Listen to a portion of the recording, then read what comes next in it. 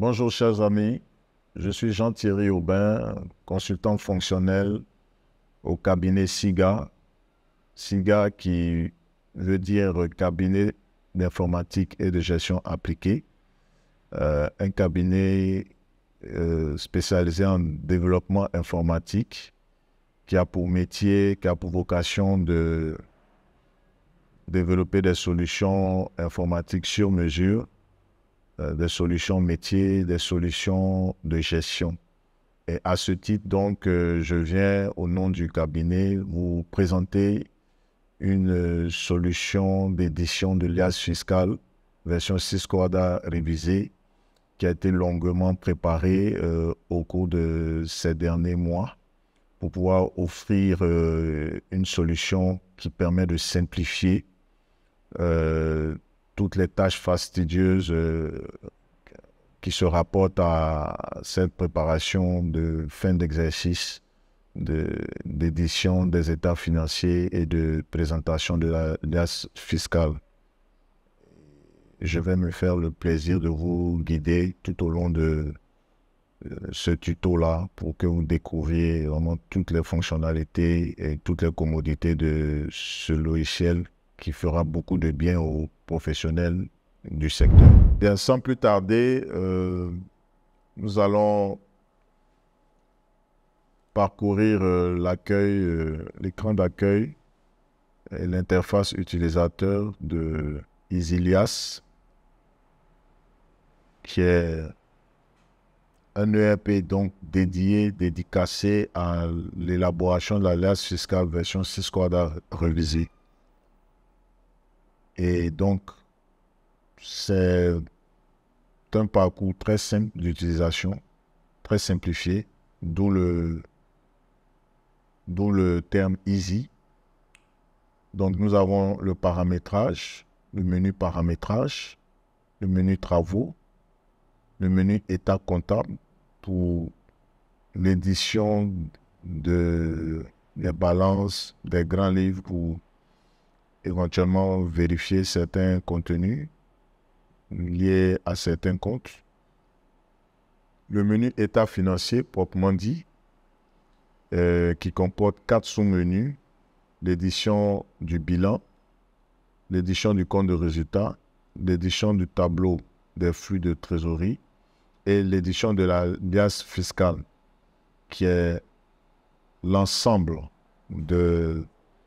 des états financiers, des 3 états financiers que sont le bilan, le compte de résultat et le tableau des flux de trésorerie, et l'ensemble de toutes les notes et tous les compléments exigés selon la réglementation en vigueur.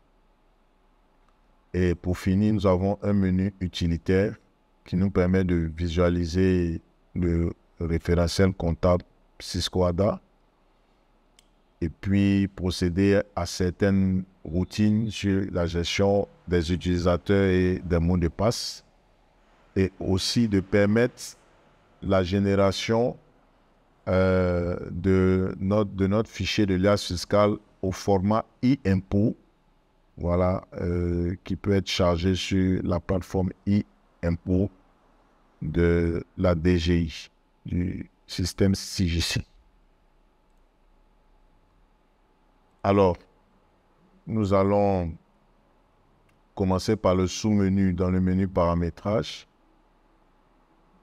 Le sous-menu fiche société qui nous permet de renseigner en peu de temps les critères qui nous permettent d'identifier notre société, à savoir son logo, son sigle, son intitulé, sa raison sociale, son adresse postale, son numéro de compte contribuable, son numéro de télédéclarant. Ensuite, nous avons à notre droite le champ qui nous permet de définir la période comptable qui fait l'objet de déclaration, qui fait l'objet d'édition de l'alias, début d'exercice, fin d'exercice. Pour exemple, ici, nous sommes sur l'exercice 2021. Ensuite, nous définissons le nombre de caractères des comptes généraux. Voilà, ici c'est 6. Voilà. Pour le plan comptable d'entreprise, qui a été utilisé pour arrêter nos différents comptes et extraire les différentes balances du logiciel comptable. Et ce sont ces balances-là qui vont servir de matière première pour les données qui seront retraitées, l'édition de notre liasse fiscale. Une fois que c'est fait, nous validons ce menu.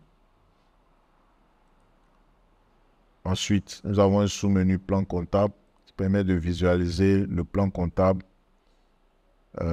rattaché aux différentes balances importées.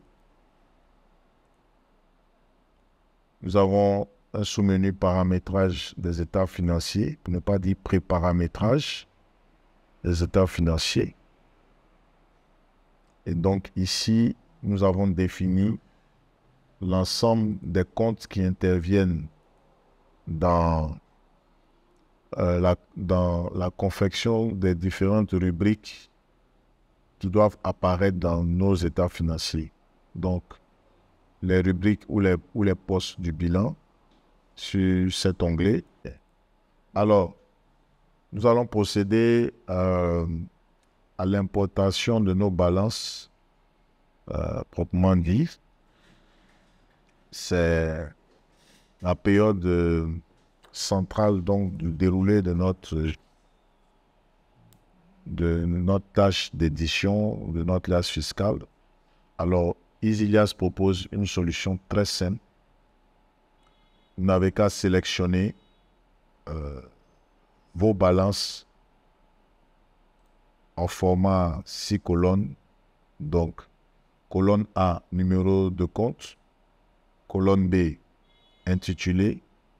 Et colonne C, D, E, F, G, H sont les 6 colonnes pour les données chiffrées. Voilà. Tous les comptables savent que c'est qu'une balance 6 colonnes. Donc, C et D, les 2 premières colonnes sont les soldes de début d'exercice. C pour les soldes débiteurs, D pour les soldes créditeurs. Colonne E et F, les mouvements débit et crédit de l'exercice. Et colonne G et H, les soldes de fin d'exercice ou de fin de période, des soldes cumulés. Donc, EasyLiasse n'a besoin que des colonnes de A à F. Et de façon explicite, ça donne ceci. Si je suis en train de monter la liasse fiscale de l'exercice 2020, de monter la liasse fiscale de l'exercice 2021. Mon N-1 donc est 2020. Ma balance à 6 colonnes 2020 se présente ainsi. Ma balance à 6 colonnes 2021 se présente ainsi. Voilà. Je dois donc venir ici sélectionner le fichier. Donc, je prends N-1, donc 2020. Je précise le numéro de la feuille à importer. C'est la feuille numéro 2 dans notre fichier. Voilà. Première feuille, deuxième feuille. Je définis l'exercice concerné par cette feuille. C'est l'exercice 2020. Le nombre de caractères de compte généraux est de 6. Il est récupéré depuis la fiche société. Ensuite, colonne des numéros de compte A, colonne des libellés de compte B, colonne du report à nouveau débiteur C, colonne des comptes de début d'exercice créditeur D, colonne de mouvement période débit E et colonne de mouvement période crédit F. Et je lance en cliquant sur importer, c'est fait. Voilà, en une fraction de seconde, c'est fait. Et je réitère la même chose pour l'exercice 2021.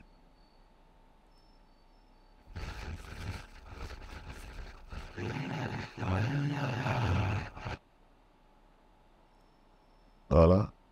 Feuille numéro 2. Exercice 2021.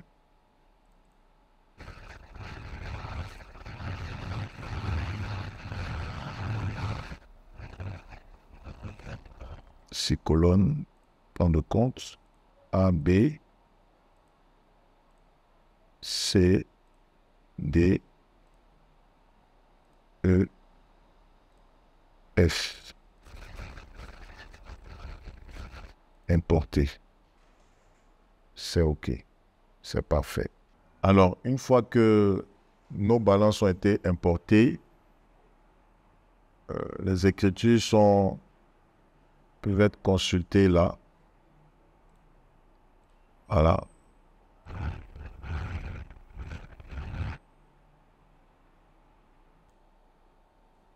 Nous constatons qu'il y a un journal RAN, un journal mouvement pour l'exercice N-1, un journal RAN, un journal mouvement. Voilà. Ça nous permet de checker rapidement s'il y a d'éventuels écarts. Donc, quand il n'y a pas d'écart, ici, tout est nickel. Ici, 0. Ici, 0. Débit égale crédit. Voilà. Sur les différents journaux, quand les journaux sont équilibrés, ça veut dire que nous n'aurons aucun souci avec l'équilibre de notre bilan qui sera équilibré pour l'actif net et le passif net. Voilà. Ensuite, nous allons vérifier le calcul de tous les éléments en annexe de nos états financiers, à savoir les fiches d'identification et de renseignements divers, les notes et les états supplémentaires et états complémentaires DGI et INS. Donc, la fiche d'identification et renseignements divers, voilà. Nous venons ici, nous cochons tout ce qui est exigé du contribuable selon son régime d'imposition. Bon, essentiellement, c'est régime d'imposition réel. Ce logiciel s'adresse aux entreprises du réel, essentiellement.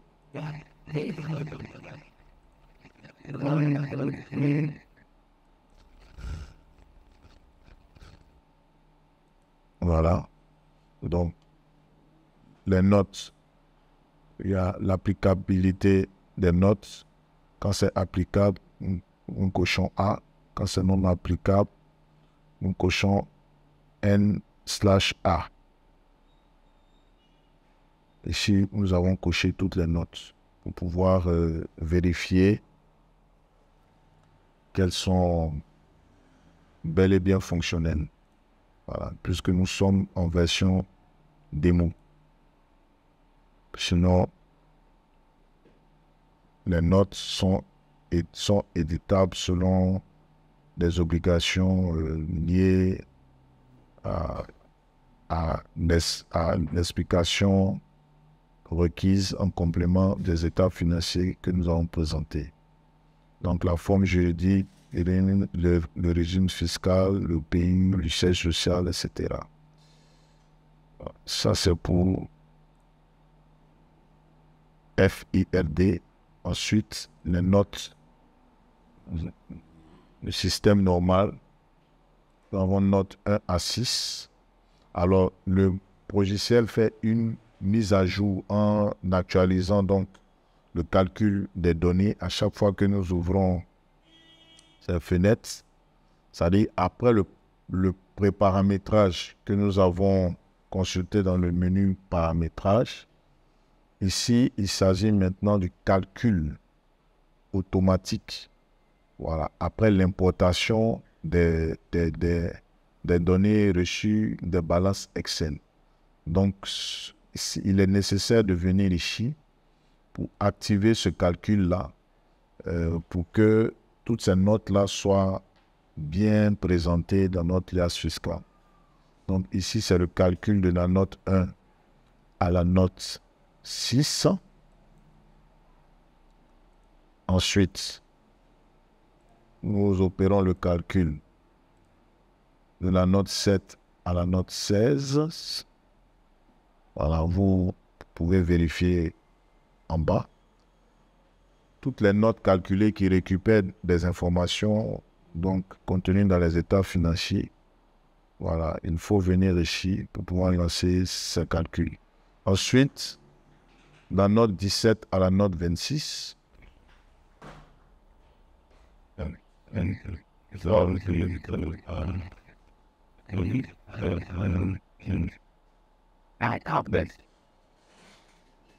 Voilà, le calcul se fait.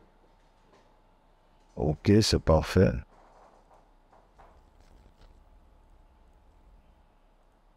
Voilà, cette boîte avec les différents onglets rattachés aux différentes notes concernées permet de prévisualiser donc les données qui vont apparaître dans notre liasse fiscale. Donc ici, note 17 à note 26, le calcul est fait. Ensuite, note 27A à note 35. Surtout, très important, le calcul des principaux indicateurs financiers de la note 34. Voilà. Voici la prévisualisation de notre note 34. Voilà, toutes les données en fond jaune sont donc des données automatisées.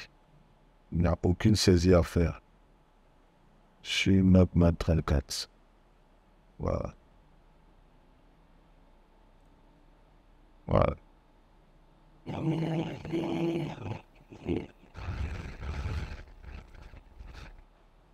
Ensuite, après donc le calcul des données contenues dans nos notes de 1 à 35, nous procédons au calcul des notes contenues dans les états supplémentaires. Voilà.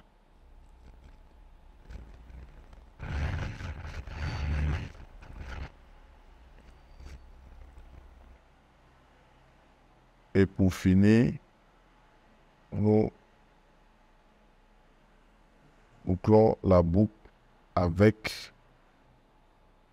la note 37 et le complément DGI sur les charges et le compte de TVA.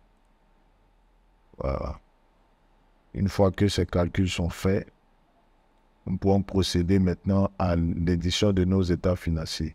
Les états comptables, le menu état comptable, c'est juste au cas où nous voulons éditer les différentes balances qui ont été importées pour voir qu'elles sont bel et bien, voilà, que ce sont les mêmes données que nous avons dans nos tables Excel provenant d'une source comptable, voilà, où nous avons passé les écritures selon les imputations requises. Très important, il faudrait vraiment veiller à éviter de passer des écritures fantaisistes et rester fidèle à ce qui a été recommandé selon la saine doctrine en matière d'imputation.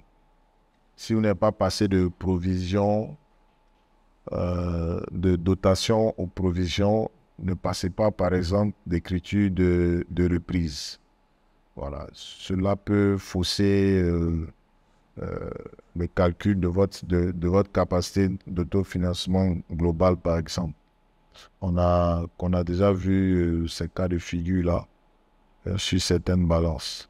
Voilà, donc c'est une précision de taille parce que l'automatisation donc tient compte d'un respect du canon d'imputation comptable qui a été définie dans la doctrine et le guide d'application du CISCOA d'Arenzi. Une fois que nous avons procédé à tous ces traitements de nos données importées, nous pouvons maintenant lancer l'édition de notre bilan, de notre compte de résultats, de notre liasse fiscale. Voilà. Je vais procéder au lancement donc de notre liasse. Voilà. Voilà. Donc, voici l'aperçu de notre liasse fiscale. Voilà. Nous allons donc, voilà. Nous avons un écran qui nous permet de zoomer, pouvoir aussi réduire le zoom. Voilà. Voici un peu comment notre écran se présente.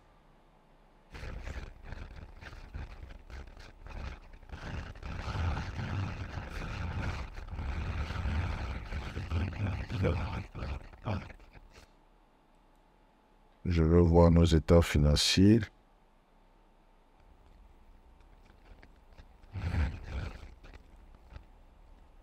Bilan système normal.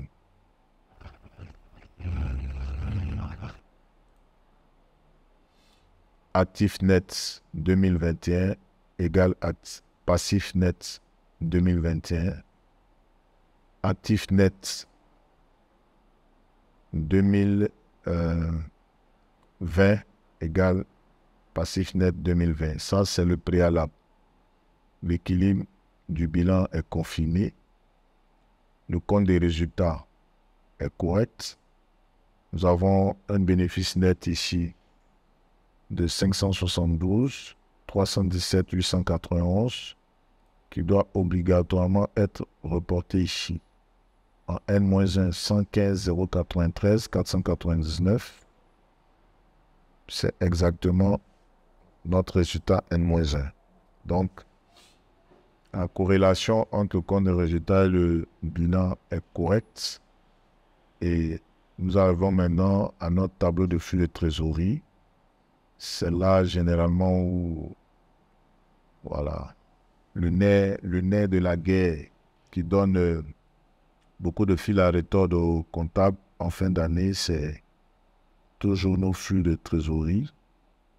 Et ici, nous voyons que la trésorerie nette au 31 décembre 2020 est bien celle qui est dans notre bilan N-1 ici. La trésorerie qui est à l'actif de notre bilan L, il n'y a pas de trésorerie passif. Donc nous devons avoir nos 1 675 289 764. Nous l'avons ici. Donc tout est correct. Les flux opérationnels, les flux d'investissement, les flux de financement, tout y est. Nous avons une variation de trésorerie nette positive de 187 225 042. Alors, nous allons aussi visualiser notre note 34, qui est le prolongement de notre TFT. Voilà, le calcul des soldes intermédiaires hier. La détermination de la capacité d'autofinancement global hier. Ce montant-là est celui qui est contenu dans notre TFT là-bas. « 1 849 782 863 » 1 849 782 863. Rentabilité économique avec une amélioration de 8 points. Rentabilité financière, une amélioration de 29 points. Voilà. Et tous les éléments sur le fonds de roulement, le besoin de financement global. Nous avons une trésorerie nette ici qui est conforme au contrôle de notre trésorerie nette contenu dans notre bilan. Voilà. Tout y est, tout est parfait. Nous avons la possibilité d'exporter notre liasse en différents formats: Word, Excel, PDF, HTML, XML. Voilà. Voici en substance ce que EasyLiasse propose. Alors, très important, EasyLiasse permet donc de générer notre liasse que nous venons de prévisualiser au format compatible e-impôt.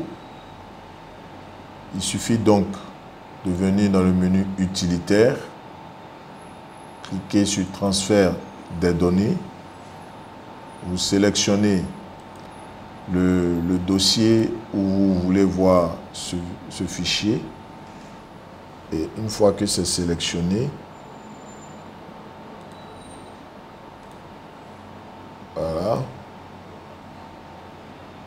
vous cliquez sur générer.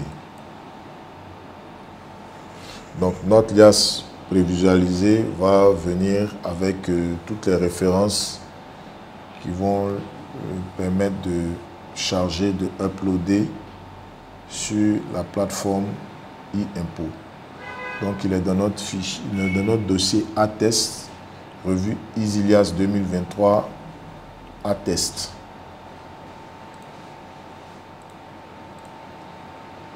Attest. Voici notre fichier EDI que nous venons de télécharger ce jour. Et c'est celui-là que nous allons uploader pour que l'expert comptable puisse faire ces vérifications nécessaires avant d'apposer son visa. Et une fois que le visa est apposé, nous pouvons le transmettre aux autorités compétentes par le biais de la plateforme e-impôt.